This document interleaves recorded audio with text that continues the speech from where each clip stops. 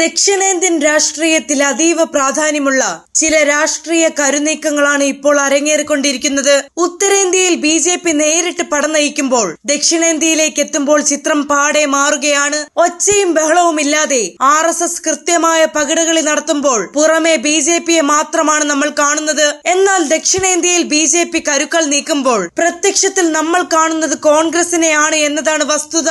ഉത്തരേന്ത്യ കീഴടക്കിയ ബി.ജെ.പി. ഇപ്പോൾ ദക്ഷിണേന്ത്യയിലും ചുവടുറപ്പിച്ചു കഴിഞ്ഞു. ഇതിന്റെ ഏറ്റവും പുതിയ ഉദാഹരണമാണ് തെലങ്കാനയിൽ നടക്കാൻ പോകുന്ന വലിയ രാഷ്ട്രീയ അട്ടിമറി. കോൺഗ്രസിന്റെ യുവസിംഹം എന്ന് വിശേഷിപ്പിക്കപ്പെടുന്ന തെലങ്കാന മുഖ്യമന്ത്രി രേവന്ത് റെഡ്ഡിയെ പ്രധാനമന്ത്രി നരേന്ദ്രമോദി ബി.ജെ.പി. പാളയത്തിലേക്ക് പരസ്യമായി ക്ഷണിച്ചിരിക്കുകയാണ്. 2014 സംസ്ഥാന രൂപീകരണം മുതൽ 10 വർഷം ഭരിച്ച കെ ചന്ദ്രശേഖർ റാവുവിനെയും ബി.ആർ.എസിനെയും തകർത്തെറിഞ്ഞാണ് കഴിഞ്ഞ തെരഞ്ഞെടുപ്പിൽ രേവന്ത് റെഡ്ഡി അധികാരം പിടിച്ചത്. എന്നാൽ ആരാണ് രേവന്ത് റെഡ്ഡി എന്ന് പരിശോധിച്ചാൽ അദ്ദേഹം ഒരു ആർ.എസ്.എസ്. പ്രൊഡക്റ്റ് ആണെന്ന് കാണാം. ബാല്യം മുതൽ ശാഖകളിൽ പോയി രാഷ്ട്രീയം പയറ്റി തെളിഞ്ഞ അദ്ദേഹത്തോട് ബി.ജെ.പിയിലേക്ക് വരുന്നതാണ് ഏറ്റവും നല്ലതെന്ന് മോദി നിർദ്ദേശിച്ചു കഴിഞ്ഞു. യു.പി.എ. ഭരണകാലത്ത് മൻമോഹൻ സിംഗ് ഗുജറാത്തിന് നൽകിയതിനേക്കാൾ കൂടുതൽ ഫണ്ട് തെലങ്കാനക്കായി നൽകാമെന്ന വമ്പൻ ഓഫറും മോദി അദ്ദേഹത്തിന് മുൻപിൽ വെച്ചു. ഈ ഓഫറിനെ തള്ളിക്കളയുന്ന രീതിയിൽ രേവന്ത് റെഡ്ഡി ഇതുവരെ പ്രതികരിച്ചിട്ടില്ല എന്നത്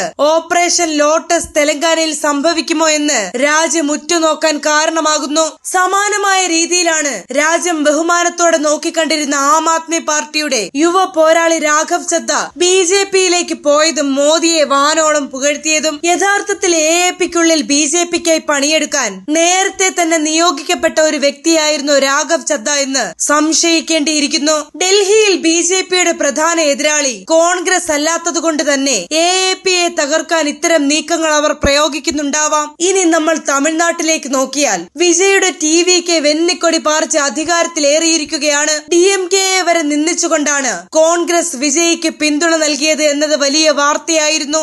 എന്നാൽ വിജയ് എങ്ങനെ ഇത്ര പെട്ടെന്ന് വളർന്നു എന്ന ചോദ്യത്തിന് പിന്നിൽ ചില നിഗൂഢതകളുണ്ട്. വിജയ്ക്കൊപ്പം സത്യപ്രതിജ്ഞ ചെയ്ത 29-കാരിയായ കീർത്തന ഉൾപ്പെടെ ടി.വി.കെയിൽ നിന്ന് ജയിച്ച പലരും ബി.ജെ.പി. നയങ്ങളെ ഉയർത്തിക്കാട്ടുന്നവരോ ആർ.എസ്.എസ്. പാത പിന്തുടരുന്നവരോ ആണ്. കോൺഗ്രസിന്റെ പിൻബലത്തിൽ വിജയ് അധികാരത്തിൽ ഇരിക്കുമ്പോഴും അണിയറയിൽ നിയന്ത്രിക്കുന്നത് ബി.ജെ.പി. ചായ്വുള്ളവരാണ്. ചുരുക്കത്തിൽ ബി.ജെ.പിക്കോ ആർ.എസ്.എസിനോ നേരിട്ട് കടന്നു ചെന്ന് ഭരിക്കാൻ പറ്റാത്ത ഇടങ്ങളിൽ യുവാക്കളായ നേതാക്കളെ മുൻനിർത്തി അവർ കളി പഠിപ്പിക്കുകയാണ്. ഇത്തരത്തിലുള്ളവരിലൂടെ യുവതലമുറയെ തങ്ങളുടെ ഒപ്പം കൂട്ടാനാണ് അവരുടെ ശ്രമം.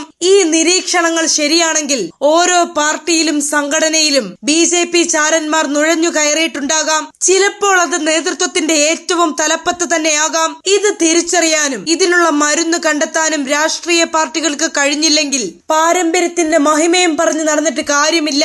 എല്ലാം തകർന്നടിയും.